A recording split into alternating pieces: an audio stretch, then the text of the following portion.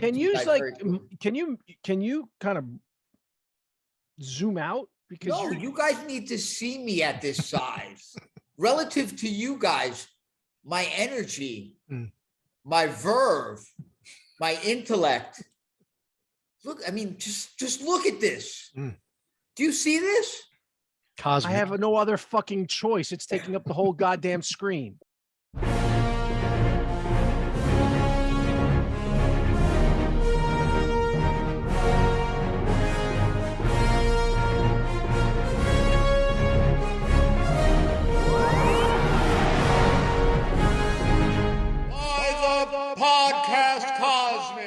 Welcome to the Podcast Cosmic, everybody. This is episode 19.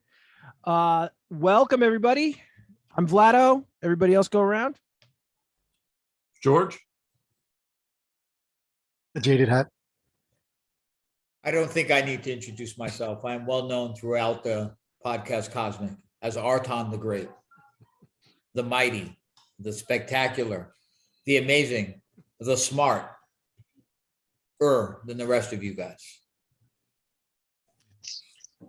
I got nothing to say for that, but thanks. Quite the intro. Before we start, everybody, like and subscribe, follow us down below, click on the notification bell. So anytime you hear any Power Quad goodness, it's going to come right to you.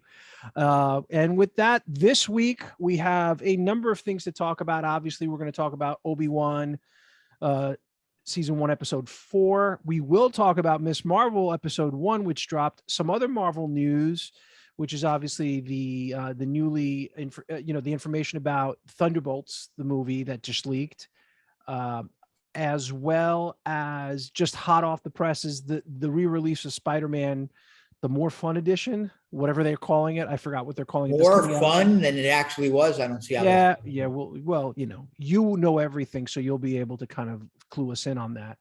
That comes out in Labor Day. We will touch on some trailers, specifically the Black Adam trailer, as well as Jordan Peele's new movie Nope, the trailer that just dropped. And lastly, we do have some gaming, some RPG news that Artie's going to fill us in on, as well as some comic discussions specifically around the new, key limited series that's going on in DC, Final Crisis. And with Dark Crisis. I know how you can mix it up. They have a crisis. Final Dark Crisis. Basically, I call it I don't give a fuck crisis. That's what I call it. That's what the people who wrote it should have called it. That's the amount of effort they put into it. So with that, let's touch on Star Wars. Let's just tackle Obi-Wan right away. So Episode 4 picks up exactly where we left off. Anybody wanna take a shot? What were your takes on it? I fall into that camp that I divorce myself from canon to watch it, and I just go for the ride.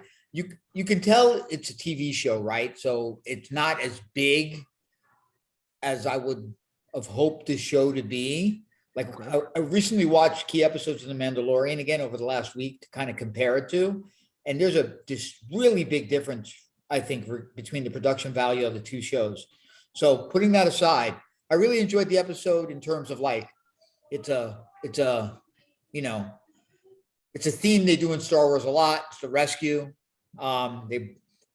Somehow somebody from the rebellion or the good guys break into a stronghold that is normally impenetrable, or everybody would be too afraid to penetrate it. They get in and get out with relative ease, with everybody's lives intact, basically. But it was a lot of fun to see some of the things they put in there. I like to see, more and more of the lore of the Star Wars universe that they're putting in. You had, I think, some good development with Obi-Wan through the episode as he makes his way trying to get to save Leia, which I thought was really well done. I particularly liked when he finds the sub basement where he sees the captured Jedis. I don't know if they're dead. Somebody would have to explain that to me. I think they're dead, or they're dead. Like in carbonite. Okay, so they're dead. So they may be doing some experiments on their blood. They're like in amber. It looks like Jurassic Park, but yeah, they're dead. And you had some key scenes with Reva and Leia. Her trying to interrogate her to find out where the the Jedi may be hiding. So I enjoyed it, and obviously they escape, and no surprise to anybody, Reva has a way to find them. So again, my only problem, and I know it kind of a downer on me saying I like it, is the use of Vader. I feel he's being used too much. I feel he's not particularly being well thought out of how, he rushed into it. And I understand it's a kind of like a wonky Vader, like he's impetuous, he's angry, easy to startle up. But it just, to me, it's better if he would have just been far away and the threat of Vader is enough. And I really didn't like the scene with Vader. Other than that, you had some good use of the lightsaber, force powers by developing again by Obi-Wan, and that was great. I would like to know what you guys think about how they escaped. Do you think that was too easy, or do you think Reva really intended for them to escape? Like she said, because somehow it's always very convenient with her. You see, and that's the problem I have with it. I just feel like it's Desu Riva with a lot of the development. What is it? Deus Ex Machina? French is not. Anyway, it was a fun episode. Again, for me, it's special edition multiverse stuff. It's whatever the canon is from the Lucas special edition. So anything from that's the canon I hold it to. So it was fun. It was a fun episode. The Jedi Knights down in that thing were a really good, shocking twist. But again, it's the Reva Leia scene was not enjoyable because I just can't take the actress. It's just, she's too angry. It's like an overwhelming, type of, and it takes me out of every scene she's in.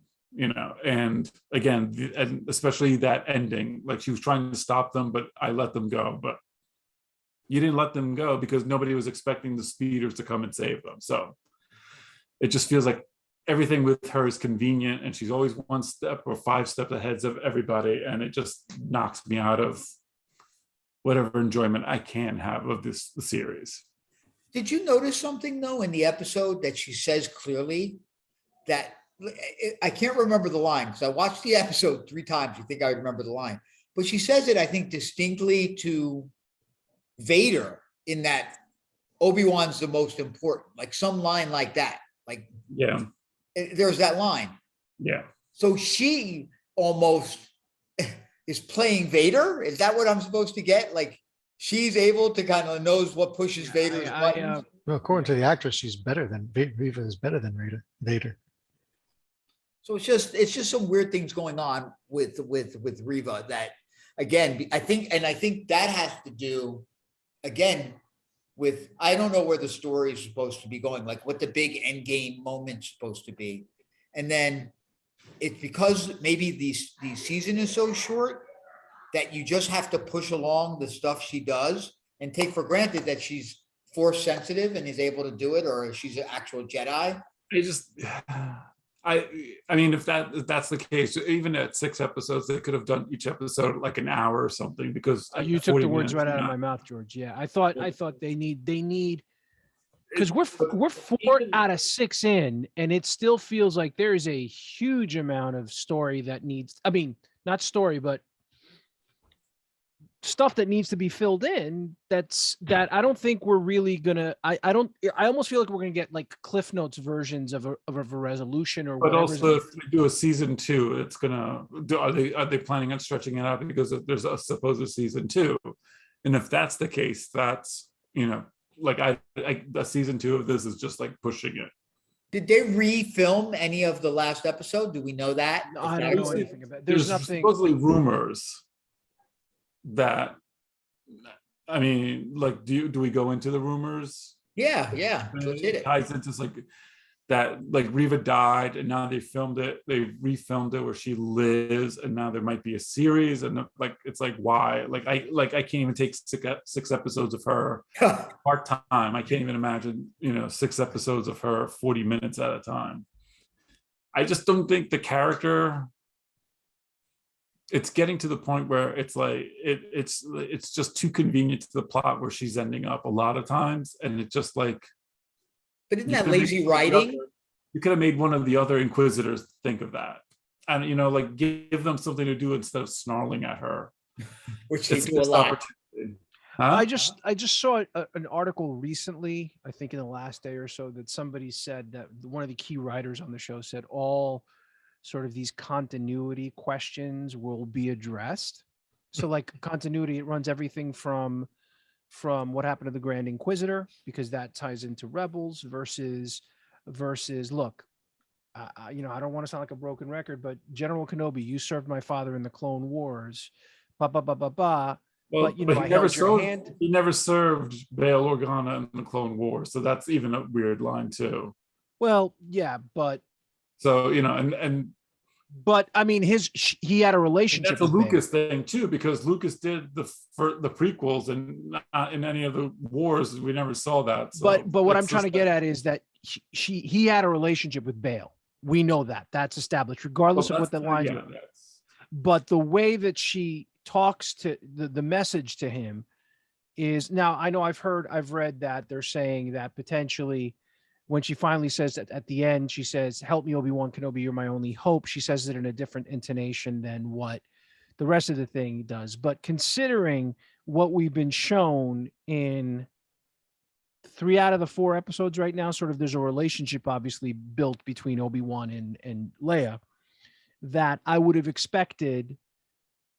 If you're tying it into Star Wars, does it mean it should have been, there's more familiarity there? There's that. There's obviously the rumors going on right now, which are the big ones, are about if Reva does show up potentially at the end of the series back on Tatooine, threatening Owen and Luke by lightsaber.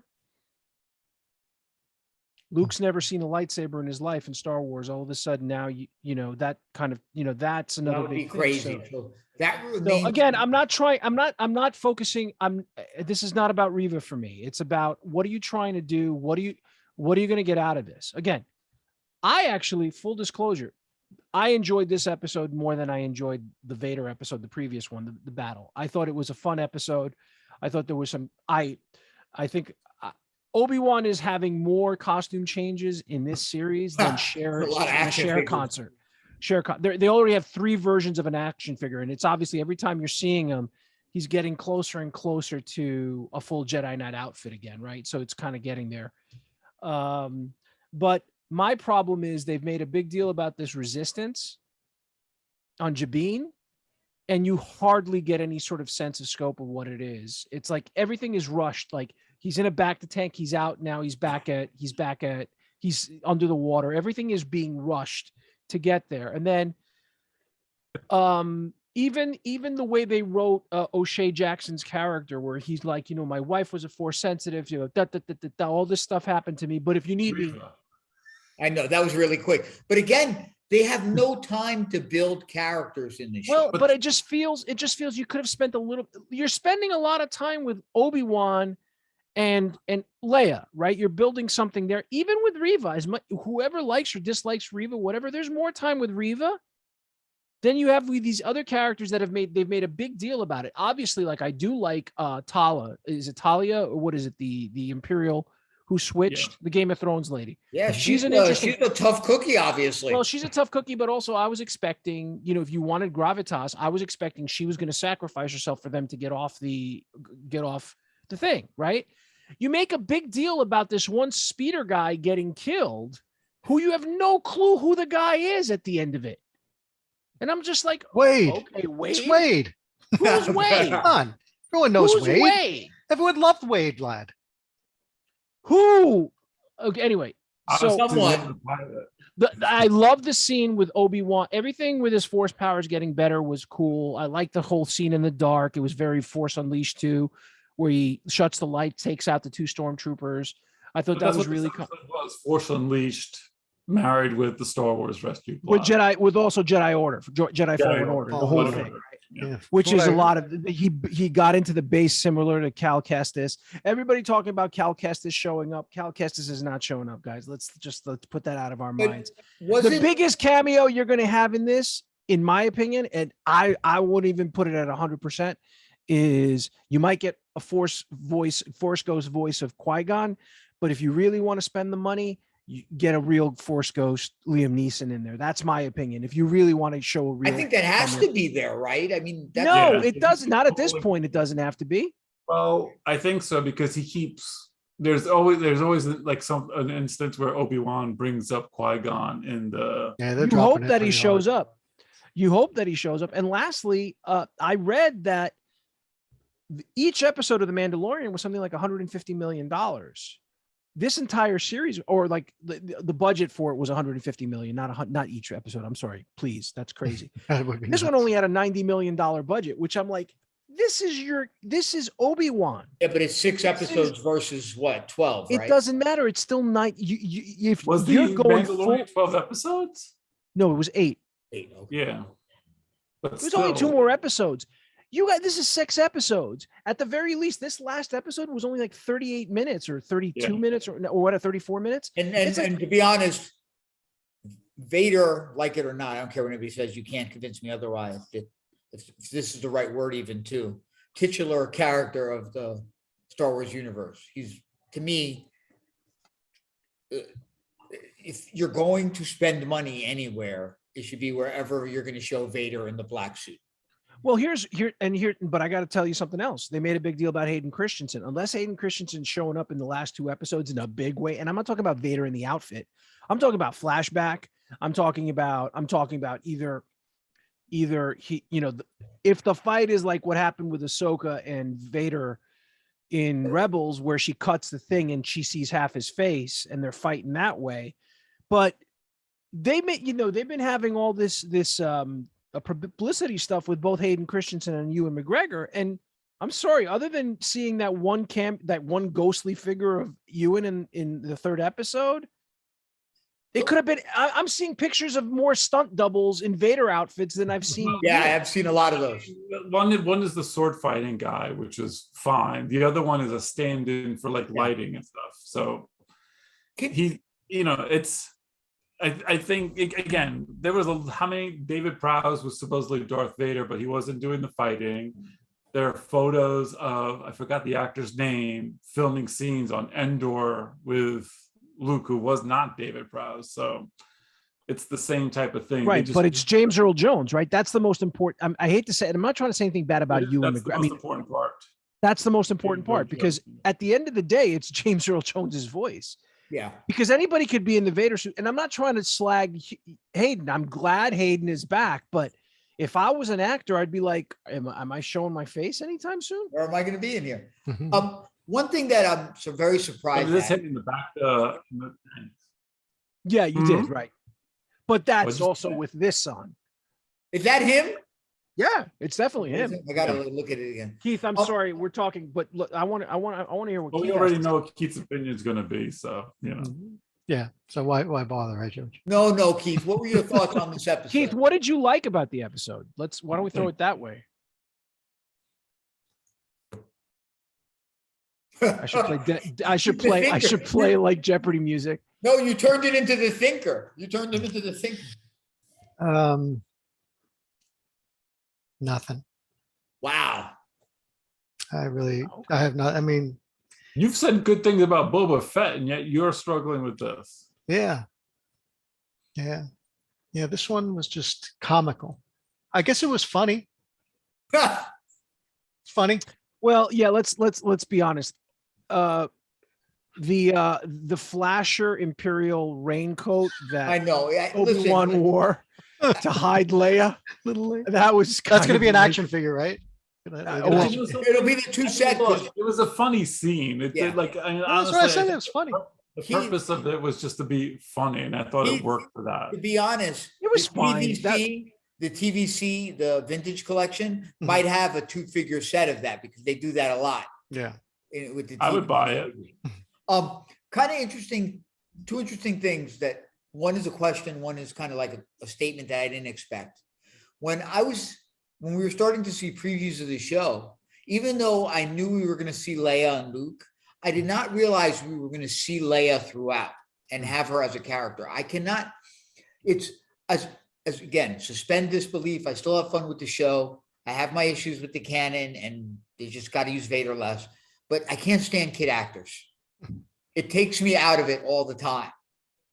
And I guess you would say, well, you got Reva there. She's not doing a great job, either. But I did not expect to see Child Leia throughout the entire series. Mhm. And then, I don't know, you have any thoughts on that? Or you guys expected her to be I enjoyed present? Leia. I'll be honest with you. Leia's not my problem in the show. Leia's never been my. Leia's not a problem. Leia's not the problem in the show. It's, to me, I've said it last week and I'll keep on saying it. It's the writing. And what I'm saying, forget even the logic. It's the clipped, things are getting clipped where it feels so short at times that you're not really letting stuff breathe. I just feel that there's so much that they're going to have to sort of button up so that it kind of ties into all this other established stuff. That stuff is going to get sacrificed. And it's like, and I hate to say it, but look at even Rise of Skywalker. I'm not trying to compare, but Rise of Skywalker left a huge key plot element out of the thing, which was the rise of the Emperor again, right? It sort of becomes a thing that exists right then and there. It's in the scroll. It's in the scroll, but that's something that I'm not going to defend it, of course, because it's crap. But so the writing style of Obi-Wan reminds me of the Bendis period in Marvel, where everything was decompressed and just done for the graphic novels. It wasn't done, like moments were just kind of exposition and blown off just to get to the next moment. And that's what this kind of reminds me of. But I haven't gotten yet. Again, this goes to the epic moments. Again, I'm watching it like it's kind of fan fiction, web-based content. And that's the kind of level I see it at. I haven't gotten any epic moments out of it. One thing I've heard is that scene with the Jedis in the basement or wherever it was, for lack of a better term, was really a big thing for a lot of people. Like supposedly those were characters. Not all of them. Some are. For example, the first characters. was, but one might have been a child, one of the younglings too. That was definitely one of the younglings, right? Then the one of them was definitely somebody that they felt was the one who gave Ahsoka her lightsabers in Clone Wars. But here's the thing. This was my take on that. If you're going to pull a scene like that, then it'd be pretty powerful to show some really well-known Jedi, like a Mace or Mace was supposedly in one of them. But then they said because you saw his right hand that it wasn't Mace because Mace lost his hand. That looked like Mace. Saw the hand. Yeah, they said first they said Mace and then they said, oh no, he's got his right hand. It's not him. But then the other one that was supposed to look like Lucas from Revenge of the Sith when he was the blue guy, that's not him. But I was expecting them to show somebody pretty, like somebody on the Jedi Council, for example, like a Plo Koon or somebody. I think they're all. I think it was just more for the shock value than shock value. That makes sense. And I mean, I think it's a precursor to when you saw the control room, their throne room in the previous episode, where in the background they have all their lightsabers. You see a bunch of lightsabers, like almost like in a red sort of. Could be like a trophy room too. A trophy room, and then one of it right between two of some of the lightsabers. There's a youngling sort of a helmet, which is kind of messed up. So when you think about it. Which is, I think the big twist is that, Reva is one of these younglings that you see at the beginning of the show. Well, even showing the youngling there, they have no sympathy for children. They were going to torture young Leia. I mean, but you see, that's the other thing that kind of the fact that like she was expecting Leia to know something was just kind of like, you already kidnapped her from Alderaan. So what are you expecting her to know? And that's, yeah, really. Like ask a kid where everybody is. Is it more like what Vader did with Han and Leia, torturing them just to get Luke there and something? I don't know. But they're also recycling. Yeah, aren't they recycling a double agent? I'm sorry, George, finish. Yeah, I think they're also recycling. Yeah, it's like they're just recycling again. the typical Star Wars plot is the rescue mission, which they do pretty well. You know, they recycled the, you know, the torturing to, you know, but were they expecting Obi-Wan to be in there? Or Reva? Wait, no, it's Reva. She of course knew. Yeah, I'm concerned that you have 2 episodes left. Let's not even speculate about a second season. You have 2 episodes left, and it's going to end sort of like it just started and it's over, and that's it. But the thing is, I'm not concerned. They're going to end it however they choose to end it, and it's up to them to at least either make it interesting or, you know, it's just you go in with low expectations, and that's it. Again, Keith is not impressed. Keith is not impressed. Well, yeah, but I don't trust Keith's taste anyway. So, Well, now I'm having very big doubts about your taste, George. no offense, but you like Boba Fett and you were defending Rise of Skywalker. So let's not even go. I was defending Rise of Skywalker. No, I don't That think it was better than Last Jedi. So let's not even. Yeah.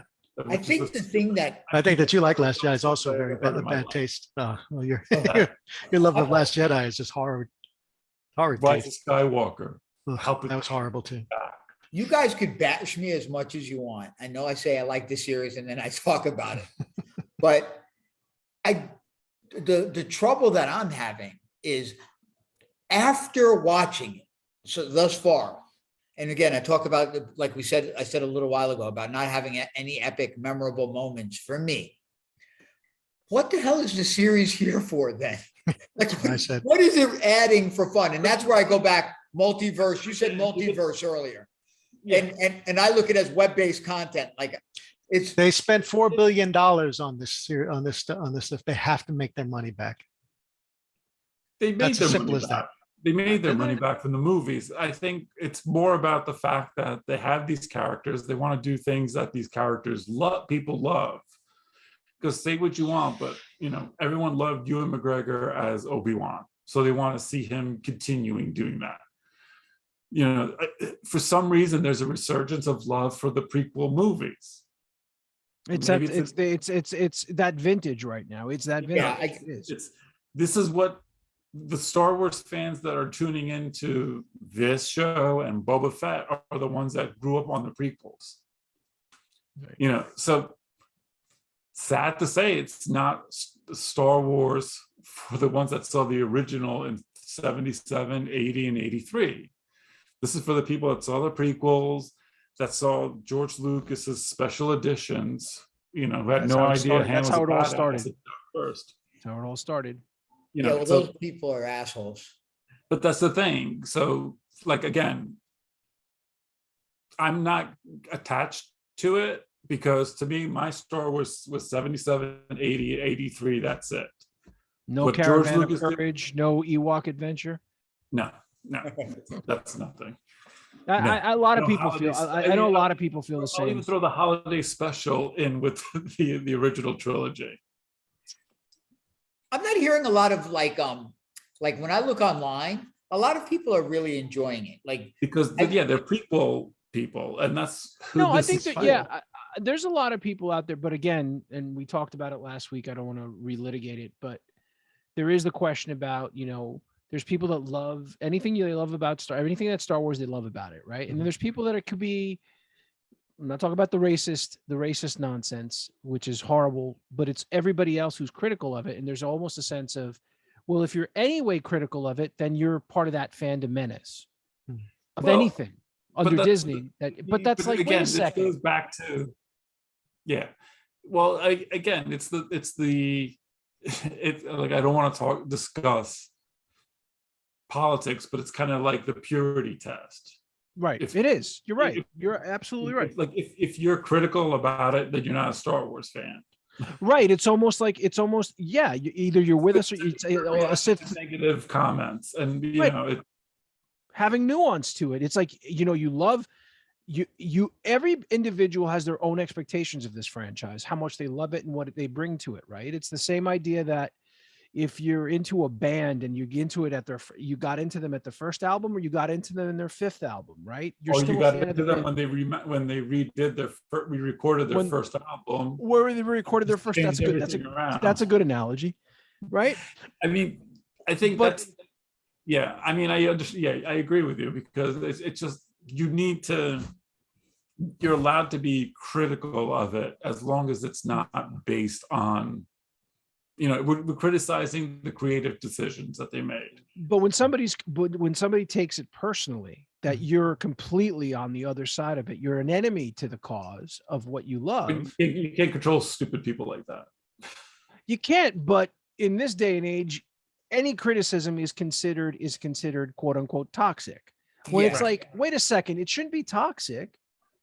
It shouldn't Well, be then I toxic. must be a complete toxic person because I'm critical. Well, you're kind of everything. toxic on one side, and then all of a sudden, next thing you're like It's the sugar and honey. bipolarity with you. There's a bipolarity because the unfortunate truth of it is that you don't. Well, maybe you're seeing it more now with Marvel in Phase 4, but Marvel had a lot going. It's almost like if you really want to compare Marvel to Star Wars, you got to think of the first three phases of Marvel, very similar to what the original trilogy was like.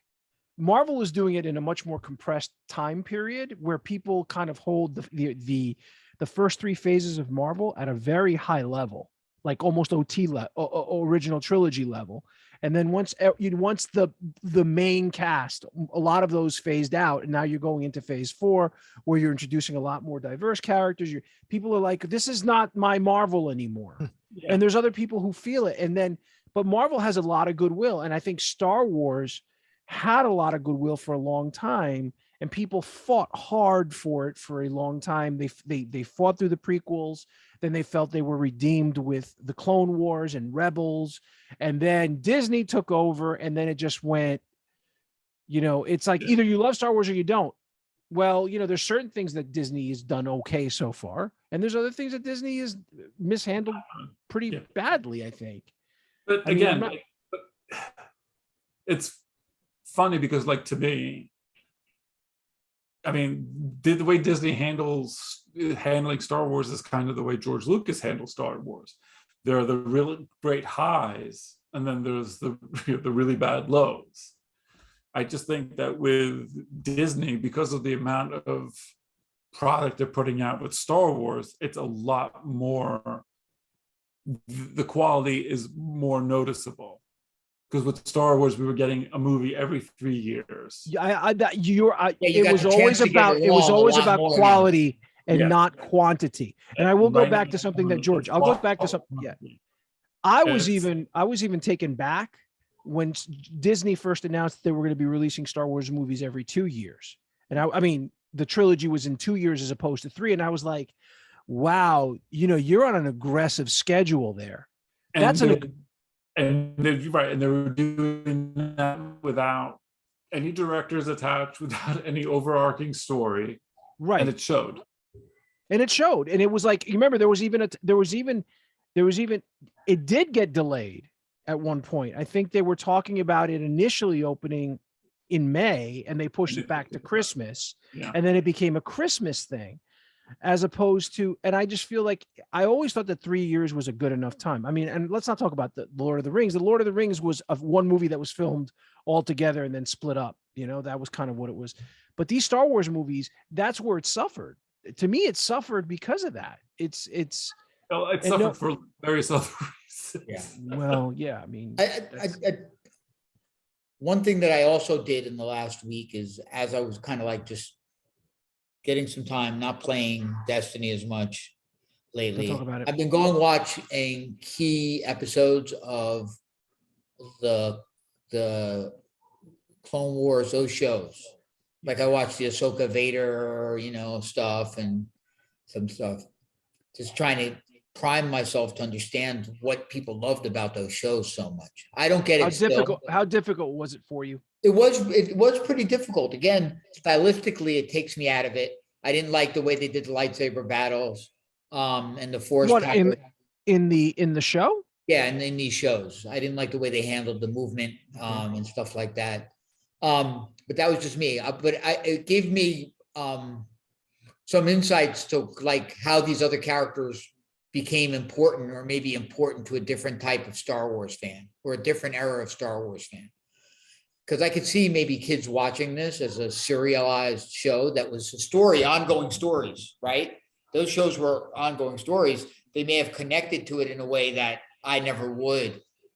Think about. I'm sorry. I'm the analogy that I'm going to throw you is look at the old '80s Transformers and GI Joes. How some people in a generation maybe 10 years younger than us have a huge reverence for those. Huge reverence. Yeah. I mean, I even watched those and I loved those. And there was like, remember when Optimus Prime died? And the Clone Wars. You got to think the Clone Wars. We're not talking Rebels. Let's talk Clone Wars. Clone Wars ultimately was redeeming in two ways. Let's leave the original Clone Wars movie out of it, which sucked. But the TV show really was for the kids, but it also redeemed a lot of people who felt like the movies didn't provide everything that you needed. So it entertained children. It felt like it was a redemption of the prequels to a lot of people, and they hold that dear. That's why it did it. And then, it went on for 6, and then is it 6 and 7, or is it they did 7. 5 and then it's 7, right? The last season was kind of, every episode was kind of like in between, or like this has happened before something in Revenge of the Sith. This was going on when this happened. Right. And then also they're not chronological, right? Apparently there's a chronological order that you have to watch them in after the series is done. Yeah, they're not all I think there is, with a little bit of jumping or flashbacky episodes, but there's stuff that's like 3 episode arcs long that you have to watch, then go there. Like the movie is actually 4 episodes into the series, apparently, because the series picks up the first episode that came out. They're in the middle of a battle that actually takes place later on down the road when they go back, because they had the 3 years. Remember, there's the 3 years that have to happen between clones and Sith. And I think they do a good job of it. I mean, and frankly, I have not seen every episode, but that's sort of, yeah. Go ahead. Last episode is the last season is the one season like you should watch, because it kind of enhances Revenge of the Sith. Right. Surprisingly. And it ties in Maul a little bit more, right? It ties Maul in a little bit more. Yeah, that goes to the fact that the Star Wars, like Obi-Wan, Boba Fett, maybe the Mandalorian to some extent, despite the fact that Favreau and Filoni have a love for the original trilogy, but Clone Wars and this is just for the prequel, people who first Star Wars movies was Phantom Menace. And yep. Yeah, I'm curious to see where the Obi-Wan series lands, especially if all the news is real that they have greenlit a second season. If they do, a second season would be just insanity. Right. I'd rather they did like if they want to do live action Clone Wars or something like that, go for it. But like, what are we going to do now? Another, like, this happened 4 years, later. Luke got, taken away by Tusken Raiders in Bed or something. I don't know. It's just Jabba. They just need to move away from these characters. I'm sorry. I'm going to say it. They just need to move away from the characters. They like even because they can't do it it's though, their because cash cow. they're so beloved. That's the thing. People want to see Vader. These are people that never got to see Vader up until the Clone Wars cartoon. Their first Rebels. At 2 minutes. So. Yep. Vader's your favorite character, and there are a lot of people to whom Vader is their favorite character, and maybe not for you, but for them, this is like fantastic. Whatever you want to say about Vader at the end of Rogue One, or for them, this is like their enjoyment of him. I mean, yeah. I mean, you can't deny that from people. I mean, it's not. Just, but again, it's like for some we're people, just it's old school, and it's like, do you feel like Star Wars passed you by?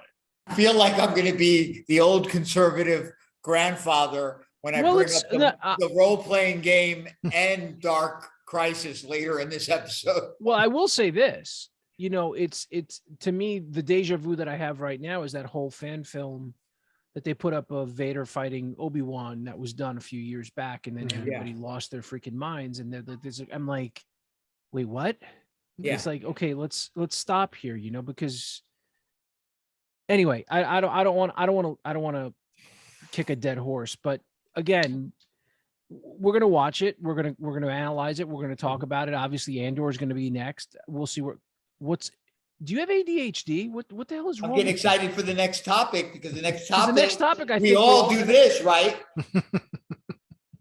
No, Well, What do you let's know? switch over to Miss Marvel. I'm We just all gonna come love straight. Miss Marvel. I love Miss Marvel. I thought it was great. Who I didn't? thought it was a lot of fun. Keith didn't. Keith loved it. It was fun. Thank I you. just felt like Oh, here we go.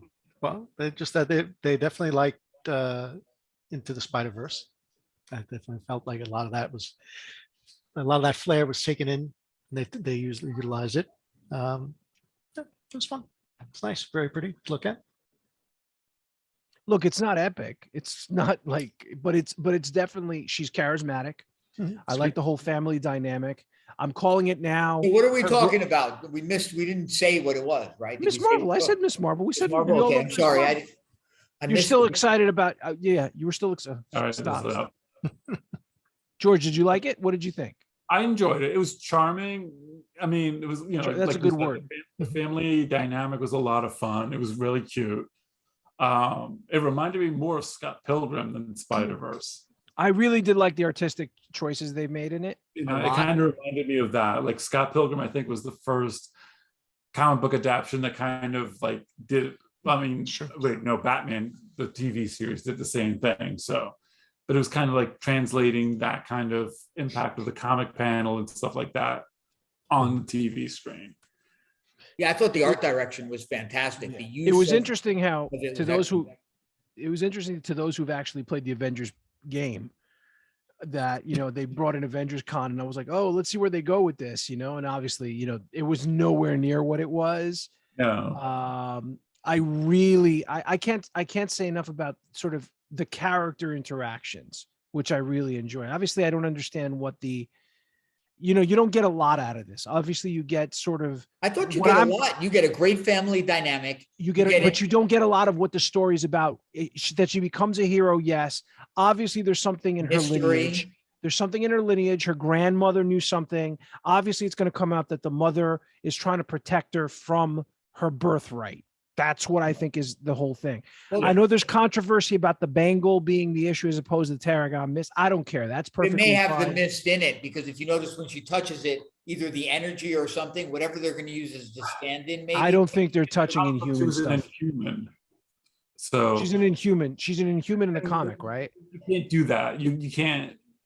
I mean, you had Black Bolt, but making her an Inhuman kind of robs her of the family dynamic. So this kind of choice for her powers, the powers are similar. It does the same type of thing. You just made it with the bangles versus genetic. So Right. Well, some are I- speculating that it's not the final form of her power. I've seen some discussion about that. Possibly. That it's going to. I mean, it's unfortunate that they've given away everybody knows what her final costume looks like in the comic, but it would have Yeah. been kind of cool to kind of keep it under wraps until the end, like what they did with Mr. Knight. They kept them kind of under wraps a little bit, right?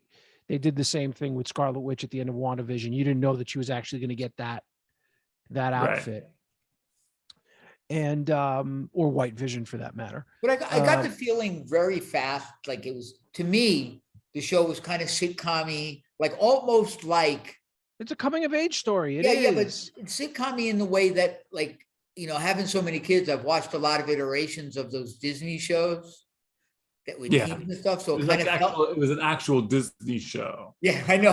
No, right? it's the So most they could Disney. do it really it's- well. So they could do it really well. Yeah, I it's like the whole completely family Disney. dynamic. They do it in quick quips, and you understand their relationships very, very quickly.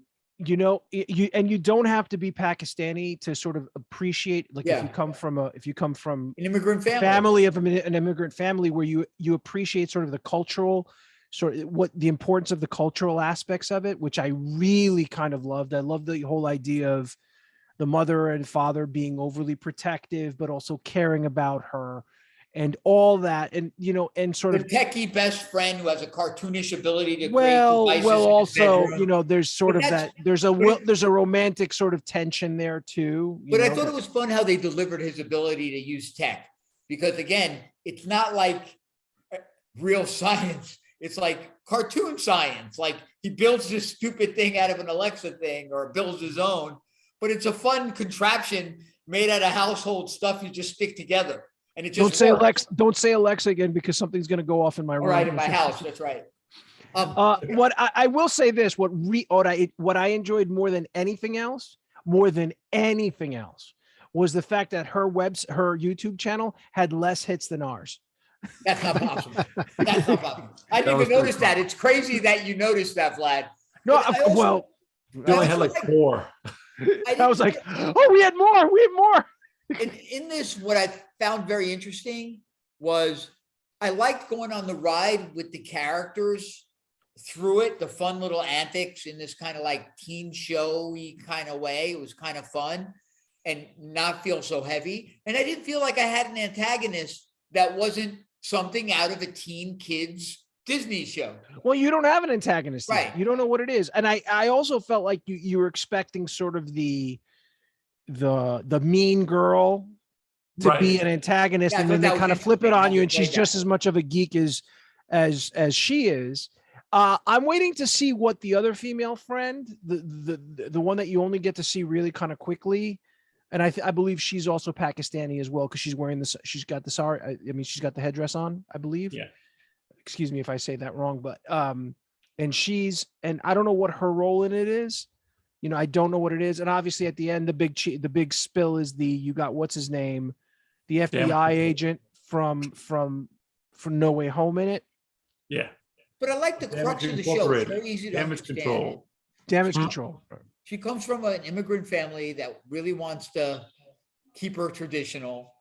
She's rebelling against that. She's really into these Marvel, the Avengers. She loves the Avengers. She latched at the she loves Captain Marvel. Loves Captain Marvel, and she wants. Well, she has revisionist. I'm going to say she has revisionist history about who actually beat Thanos. That was a great. We'll leave that to the side. Yeah, but and the crux of this episode is she wants to go to this first convention and be part of it in the cosplay costume, and her mom won't let her for various reasons. And I think another big part of the episode is the package coming from her grandmother with some heirlooms, and in that was a bracelet that is specifically somewhat important that she puts as part of the costume to give her own personal twist or identity to it as a Pakistani girl. And when wait a second, is it for it's not for the costume? No, she added it. Yeah, she adds it, but the grandmother sent all these things because the mother said, like, well, she wants to get rid of all this stuff before she dies. Yeah.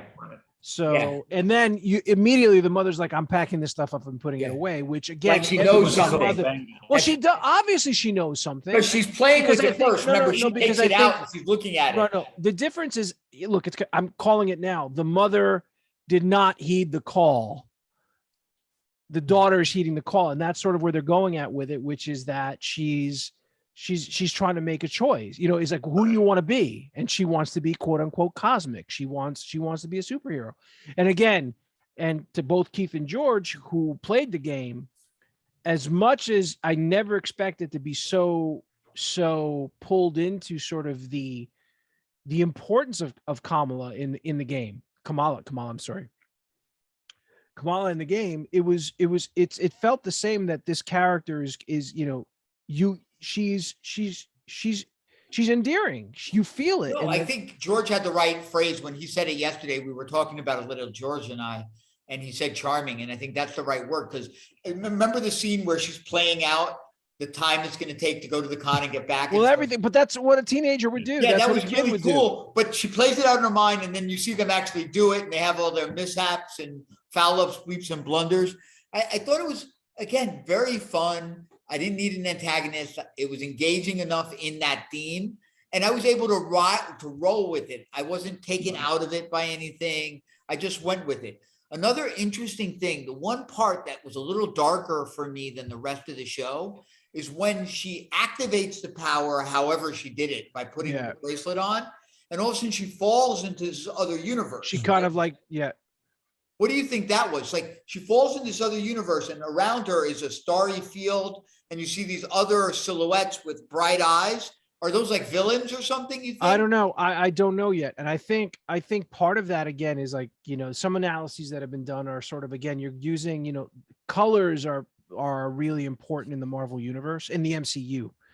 And, purple is obviously something that deals with sort of that nether region that T'Challa went to see his father. And is there some connection to that potentially? I still feel like there's some connection back to her family history. Or Actually, something. now that I think about it, didn't the original Captain Marvel have negabands?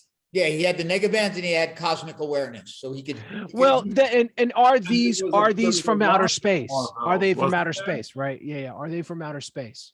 Yeah. So now that, and maybe those like the silhouettes you saw are the line of Cosmic Defenders. Are they linked to the 10 rings similarly somehow? Because remember at the end of Shang-Chi, there's something about there's a beacon in those rings. I forgot about Shang-Chi. Yeah, there's the beacon. So maybe there's something obviously cosmic about this, right? So I'm wondering if this is going to tie into, obviously she's going to be in Marvels. She's in the Marvels, so she's going to meet up with That's right. She's going to meet up with Captain Marvel and Monica. So you think we're going to get Captain Marvel in the somewhere in this? How many episodes is it? 6? It's 6, but I think it's going to be. I'm going to tell you. I think it's going to be Monica. I don't think it's going to be Captain Marvel. I think it's going to be Monica. I think Monica. That makes sense. Monica's in Sword, so maybe she gets the call. Monica's in Sword. She probably pulls her in. Something's going to happen now. Brie Larson posted a picture of her having a Zoom chat with for Marvels. That was cool. Right. So, I think that's the thing that we're noticing. It's like, it's hard to get these people into these TV shows, like the big characters. Think about it. Who have we had so far? But why is it hard to get? Like, why wouldn't they do it? But I don't feel like. Well, we got Ruffalo. Yeah. Ruffalo, yeah. What I really was interesting to me is after watching it. So I watched it twice. After watching it the first time, I went and started looking at some of the interviews with the directors and the directors of this episode. And I guess they're also doing the last episode.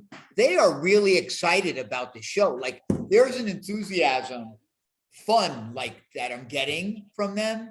That is really, I think really. Well, it was the same thing even with the guys from the creators and showrunners of Moon Knight. Yeah, really. You have Egyptian directors. You have people that I think are Pakistani as well. Yeah. That are and it's there's a pride to it. There's a pride element, and that's all. I mean, that's great. Yeah, but I think they were enjoying it. And what I found that was interesting, they said once they got into the Marvel universe, they got ensconced in it and were really just having a ball thinking about what they can use.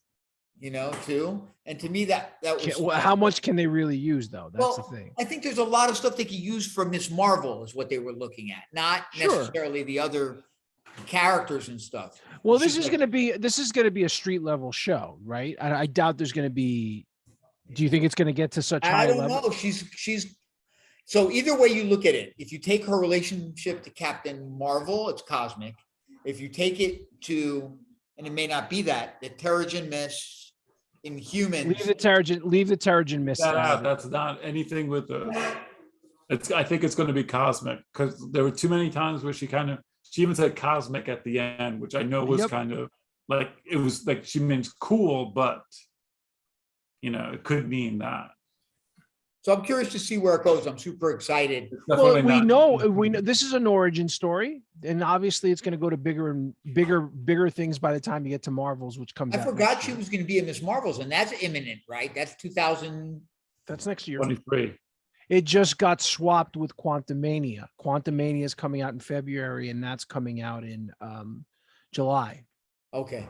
So the big 3 movies next. the big three movies next year are Quantumania, Guardians. So it's got to And be then- cosmic. There's got to be cosmic stuff. So there's no Well, other. they're going for that. That kind of makes sense because they, like I said, Shang-Chi is linked to the cosmic stuff. Now all these other movies, other than Ant-Man, are going to start going cosmic. That's really what's going to happen. Because who are they going to introduce? Who are they going to introduce? And who are they probably going to introduce other than Adam Warlock? Who are they introducing in Guardians of the Galaxy? I think it's going to be Nova. Well, Nova's on the slate now, isn't it? And High No. Evolutionary. High Evolution. Nova's not officially on the slate. That slate that you saw is not an official slate. That's not. Okay. That's not an official slate. The That would only be things awesome. the only thing that's been the two nebulous things that have been put out there, which is going to lead us nicely into sort of this next thing, was Blade is out there with no date in mind, and the same thing with the FF. But Blade starts right? filming next month. What starts Blade? Blade. Yep. But FF, everything is still up in the air, and we don't have a date on it. But although everybody's saying that that's like really the next huge, that's the one that's going to be a very big linchpin movie. I'm gonna lose my mind if I see the Silver Surfer. I'm not gonna. I don't want to. We don't need to Really? see you have a geekgasm right If now. I see the Ben Grimm thing with the orange rocks, I'll lose it. I want to see. I want you to go Did back and Can I ask rewatch you a the last question? Did you Baptism. lose it in that other movie with Miles Teller when you saw the I was thing? about to say. Did you like Jamie Bell's thing? Were Or you a did you fan of like Jamie Michael Bell's? Chiklis' thing? What? Did you like the FF movies? The original FF movies. No. So what makes you? So why did you lose your mind when you saw that? No. Why? Because it wasn't well done. The last FF movie, The Thing, was absolutely horrible. And The Which Thing was FF movie? The one where the last one they did. With Michael B. Jordan as Human Torch? Yeah, that one. I don't And think I've ever seen that. my problem with the thing was 8 feet tall. He had a neck. They got to make it look like a Kirby thing. If they don't make it look like a Kirby thing, I'm over. The Marvel's done.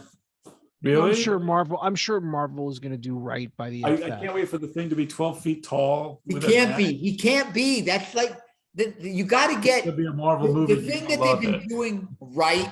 Again, I don't want to go off on a tangent before we get to our next subject, but the thing that Marvel has done mostly right, like to a very, very high percentile, is even if they're changing the characters, they're getting them, I don't know, the feel, the soul, the heart right.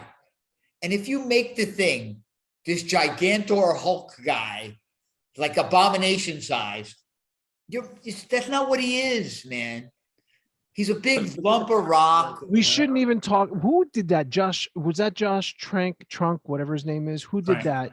Trank, who did the last FF? No, please. Let's All not right, so even we talk won't about even go there. I really enjoyed Miss Marvel, and I'm really which, but again, leads to sort of really this bad. new news that we were expecting, which is the announcement of the Thunderbolts. Well, not an official announcement, but that there's a director tied to it now. And is that lineup official? No. There's no lineup that's official. And here's what I'm going to say Wait, about that. can we say what the lineup was? What I saw? Bucky? Well, Winter Bucky was the Soldier, last. It was Zemo. right? It was Zemo. It was Yelena. It was U.S. Abomination. Agent. U.S. Agent. U.S. Agent. It was possibly Ghost. Ghost is from Ant-Man and Wasp. Taskmaster. The Taskmaster. Did they mention Taskmaster? And then also possibly Abomination and Bucky, Winter Soldier. Like I Bucky will can't see not be Bucky in it, being I'll on say it. that.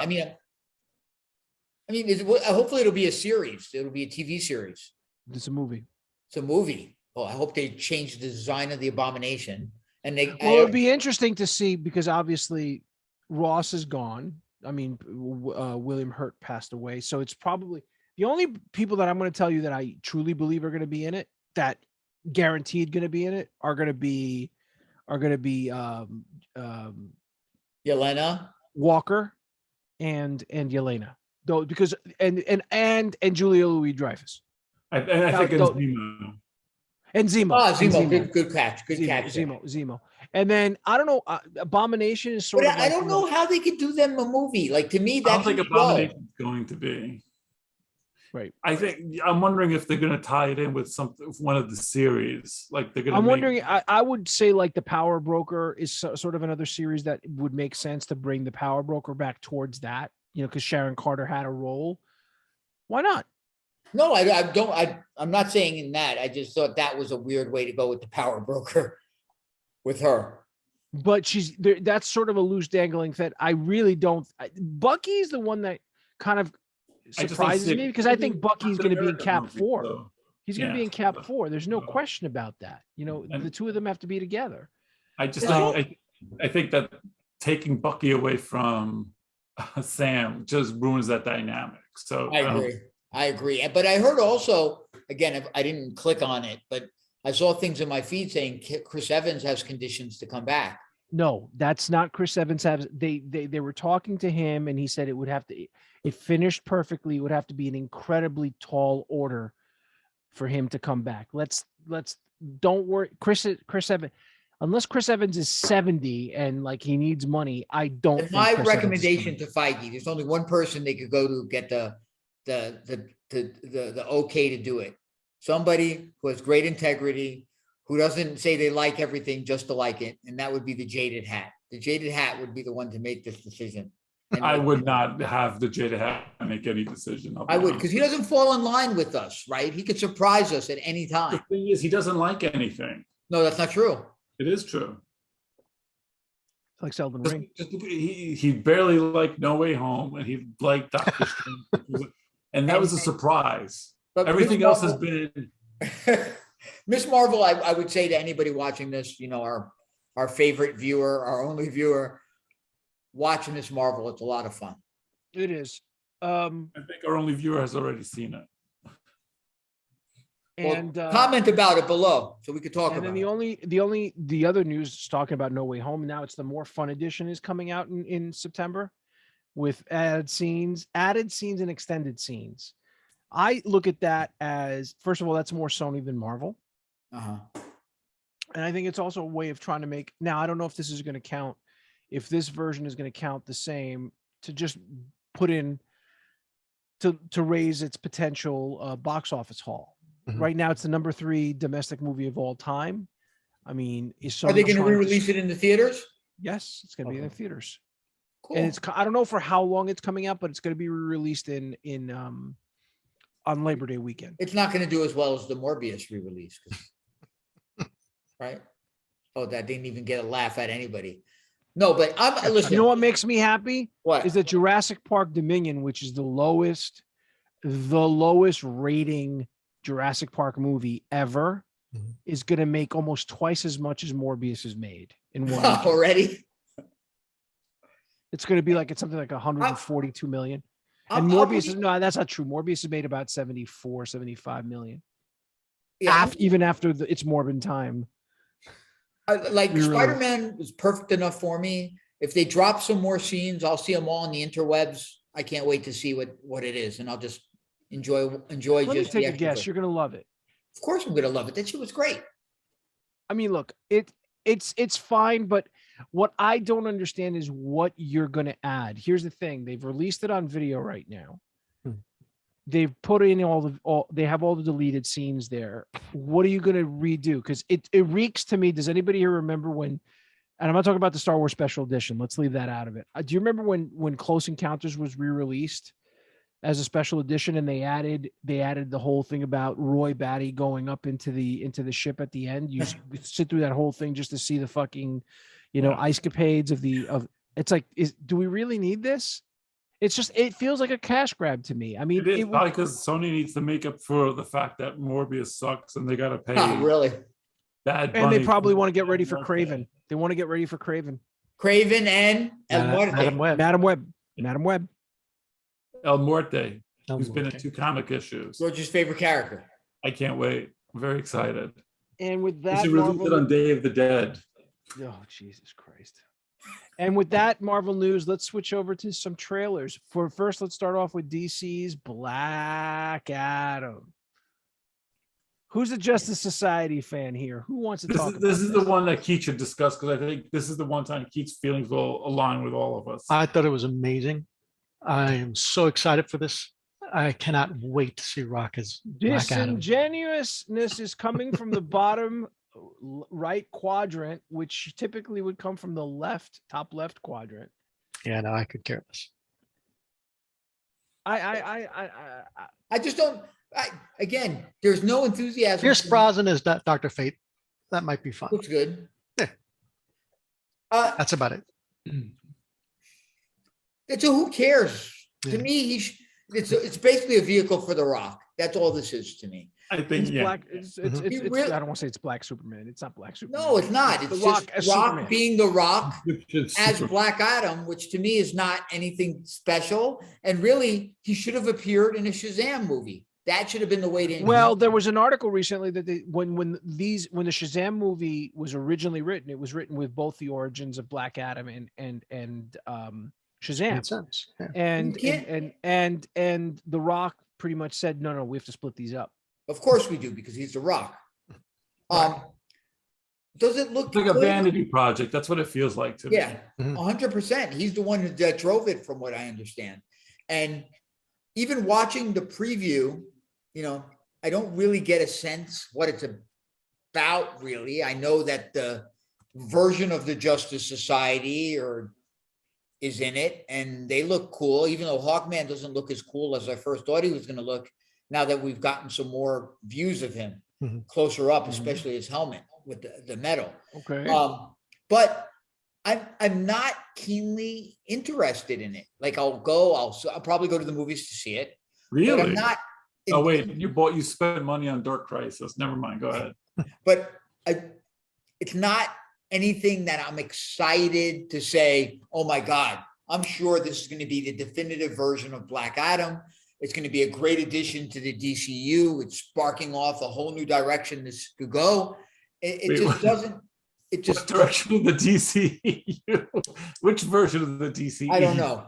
It's just, to me, another misstep by Warner and a waste of the character in the end. But I'll happily eat that crow if it's much better than that. Yeah, I just realized there was one more piece of DCEU news that I wanted to cut. Well, DC Warner news that I wanted to bring up. George brought it up to us earlier in the week, which I still think is, why the fuck are we doing this? I put this in the same category as an Obi-Wan season 2.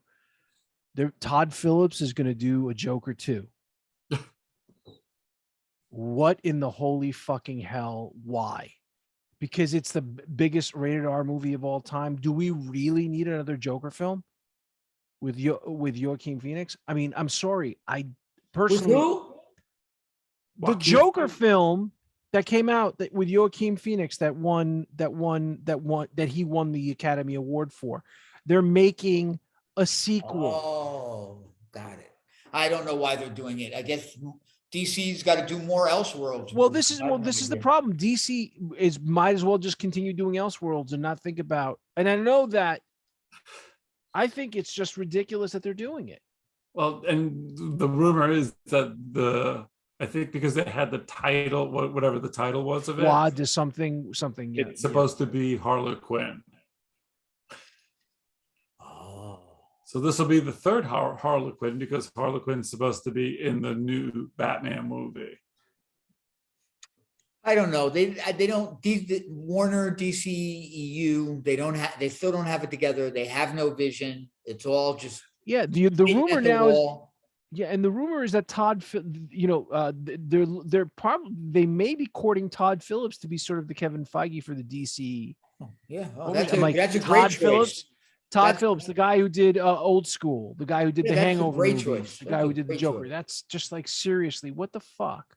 I'm sorry. I got to tell you, I mean, I was never a big fan of the Joker movie. I just felt like it was like, I liked it better when it was Taxi Driver, I mean, it was. I mean, well, you're not into deep personal or social commentary because I'm a heathen. Yeah, Can I ask you a question? So, what was deep personal commentary in the Joker movie?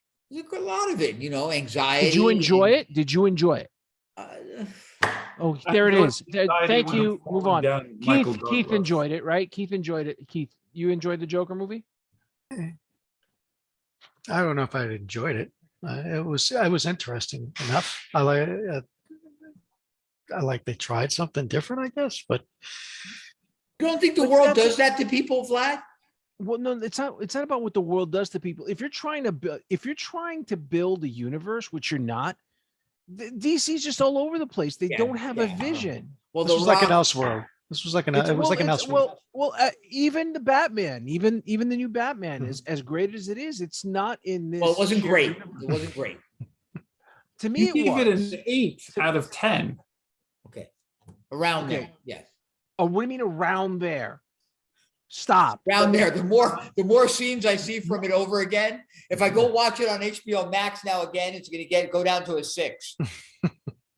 That's your problem. I enjoyed it. Okay. Anyway, what I'm saying is that you're right. making a Joker film without Batman, right? Okay, fine. You know, it's like no, 'cause Thomas It's not in Wayne- the same universe as the new Batman movie? No, because No. Thomas Wayne's gonna be the villain because Thomas Wayne's his father.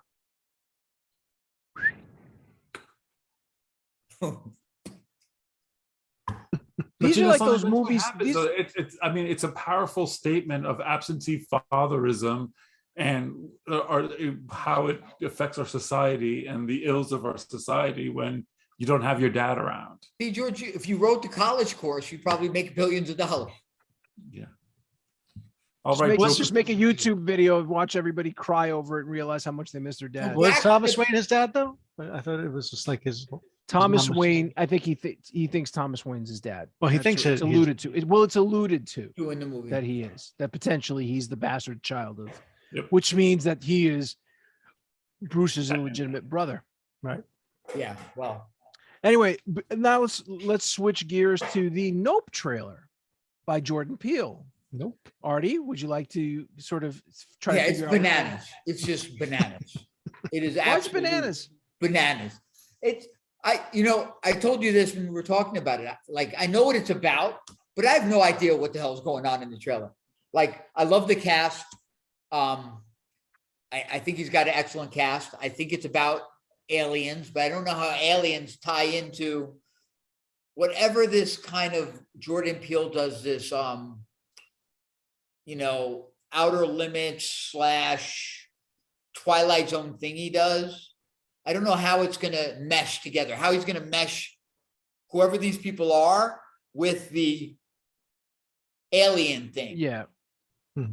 And, another important piece of this, I understand it as they're the first or an important family in the film industry. They were a Black family that raised horses for an early part. That's a big part of the first trailer, to rear horses for the movie industry. And somehow that's important. It has to be important in the story somehow. But I'm super excited to see anything by Jordan Peele. I love his 2 other movies. And I'll go in with an open mind and look forward to being surprised and excited by it. It looks bananas. It doesn't look bananas to you guys? It's bananas. Keith, what did you think of it? I couldn't make a sense of it, but it looked like it'd be fun. Definitely. Yeah. So bananas. George? Wow, very effusive praise from you. George, what did you think? Again, I think every time he releases these initial trailers, you never get a sense of where the movie's going to go. He's kind of like the MCU, where he kind of releases images and then you're left to kind of discover the movie when you actually go see it. So again, he hasn't, so far he's 2 for 2 with movies. So Yeah. So I had it a looks feeling- interesting. It does look interesting. It looks kind of, I really thought the teaser trailer was even more effective because it was like everything at night, sort of like it was building to something. This had some really great scenes, especially the scene with the flying, whatever it is above the house, where it's sort of like raining and the rain is sort of coming around the house, the way it's doing it. It's really, I do like, to Artie's point, I do like who the actors are in it. Like he has some interesting choices of actors. It's unfortunate. It feels like David Keith is only in it for like dad, who plays a dad. He's only, I was like, oh, he's in it. I'm like, and then all of a sudden he's dead, which is kind of like the impetus for it. But the one thing, and this is not a criticism, I just kind of thought of a playbook.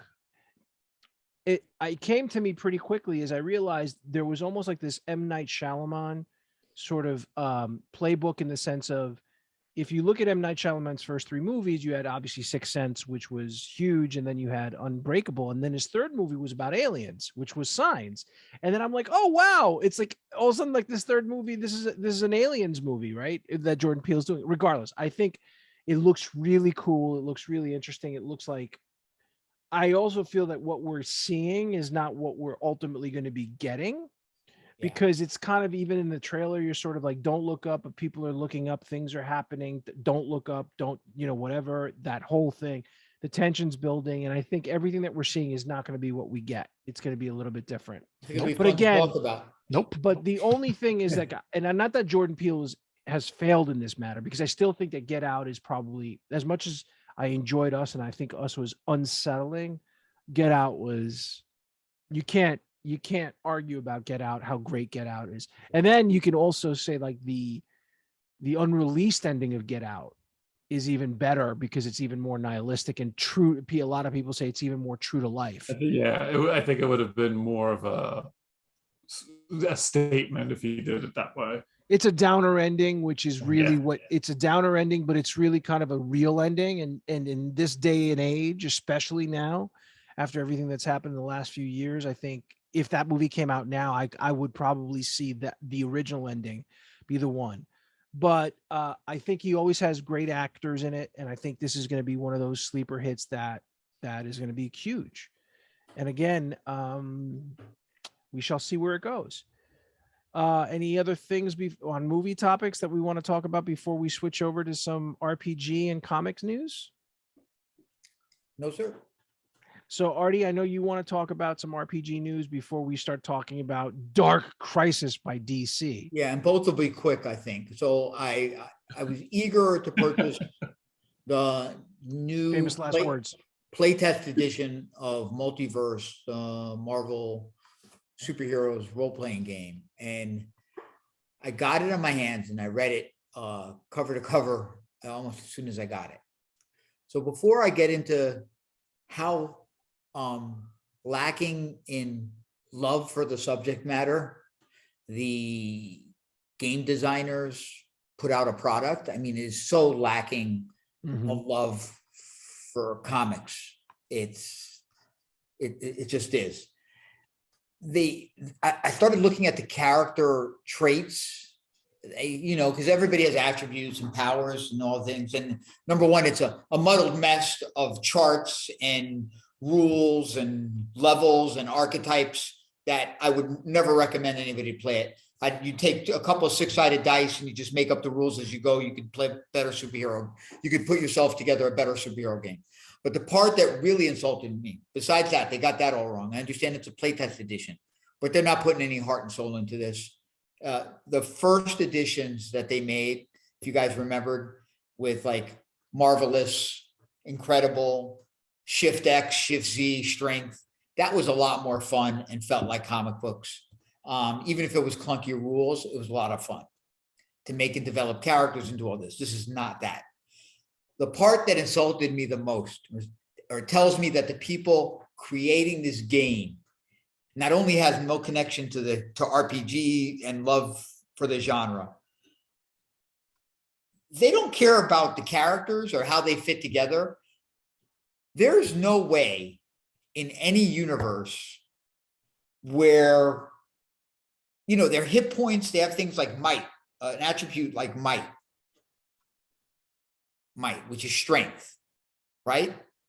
There's no way that, even the way they define it, Wolverine should have more might than Captain America. There's no way Storm should have more hit points. One more time. Wolverine. Did you say hit points? Hit points. Than Wolverine. There's no place, like, you have Captain Marvel, the galactic one, Carol Danvers, and you have Thor.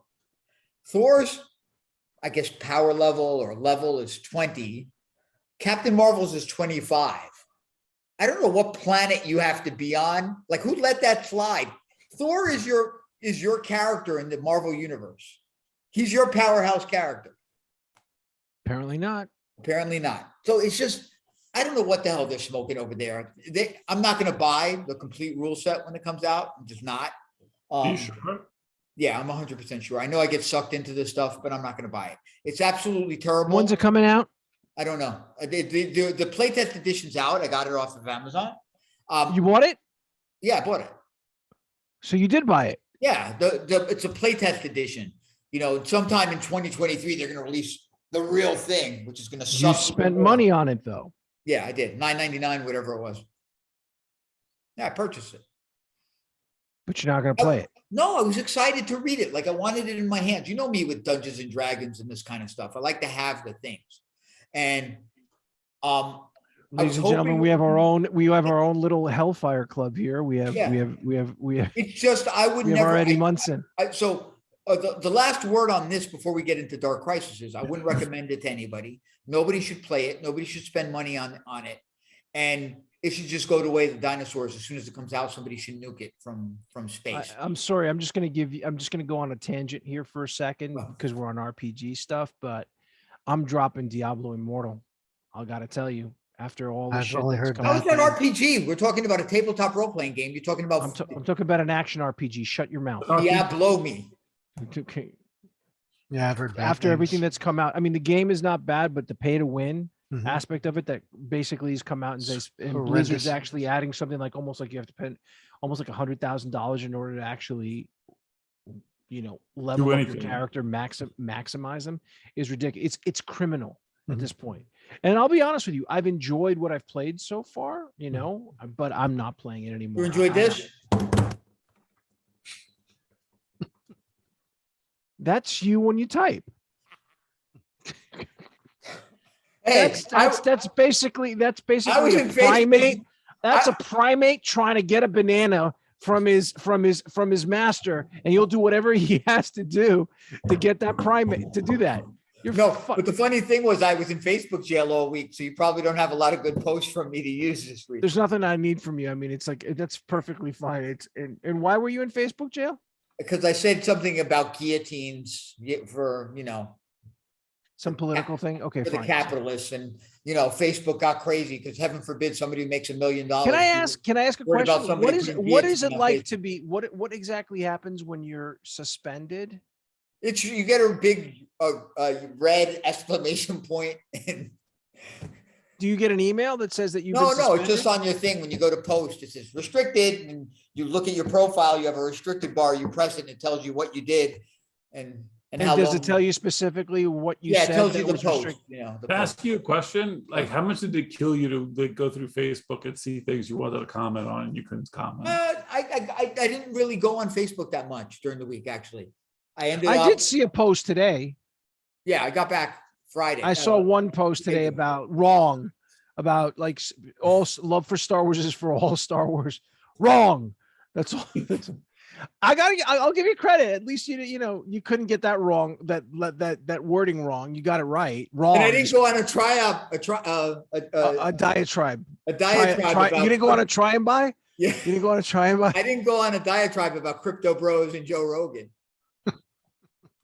That's tomorrow. All right. So I'm done with Diablo. You can move on to on the comic. So- Dark Crisis. So I decided to read Dark Crisis, and I was going to review it Why? because it's a crisis, and it was gnawing at my gut to go and look at it. And the issue Can I ask, like, I'm sorry, I don't want to interrupt, but did you see like some kind of free comic book thing about it? Like there was a free comic book day thing. Yeah, I read the free comic book one. This is the actual issue that came out a week or so. But before that, there was something else that you kind of shat on, right? Yeah, Prelude. Okay, so you shat on the Prelude, you shat on the free And comic Justice book. League Incarnate. So now basically you're just making sure that. But it was really terrible. This one didn't turn it around. So it starts off, just understand, remember Crisis on Infinite Earths where they got the crisis, right? It's a crisis. You're in the middle of a crisis. In Dark this, Crisis. it's about the new Superman, Jonathan Kent or whatever his name is, trying to create a Justice League again and going around to people going, no, yeah, no. It's just stupid in that way. But what's it's just not a crisis.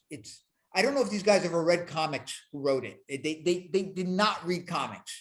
They don't like comics. They don't like DC. They don't know what a crisis is. I don't know who hired them. They need to fire them. This is a crisis right they now. They're trying to write the next movie.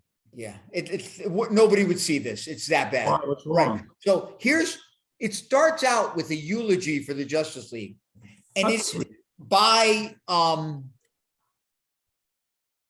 Nightwing, and it is absolutely terrible. There's no soul to it. There's no heart. There's no care for the characters. The loss. There's no feeling of loss.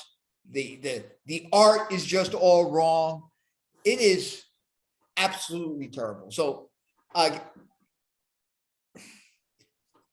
don't buy it.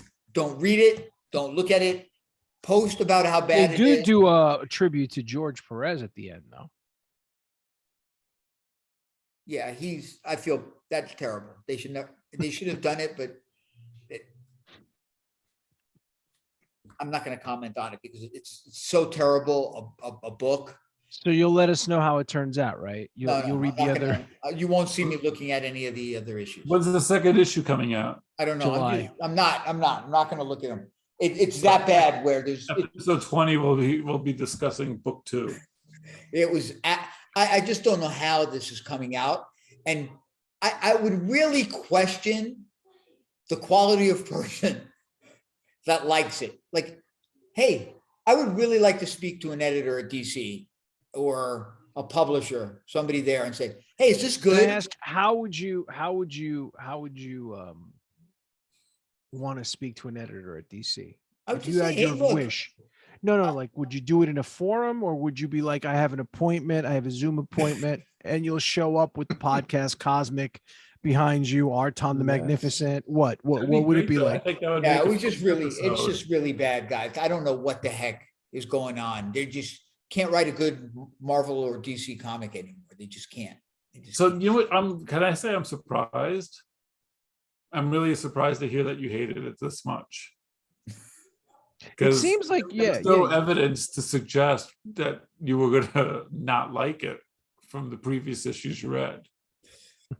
I don't know. I mean, has there been? Let's be honest. What would have made it better? Come to think about it, there's no comic that you've read, and this is not a criticism, but there's actually no comic that you've read that you've liked over the last. Oh, he's like- like a few his reviews.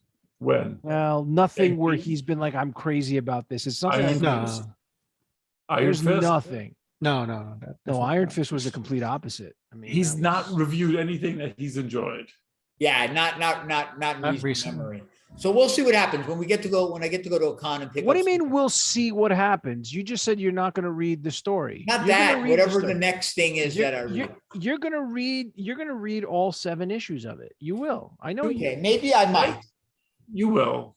So this is what's frustrating. You'll spend money on something that you know you're going to hate, but you refuse to give the boys a chance. Yeah, Yeah, George went refuse to there. give the boys a chance. Why can't you give the boys a chance? Because they got some other stuff I got to watch. You watching porno? What? I mean, Well, I do watch Pornhub. I'd rather hear your ladies and reviews gentlemen.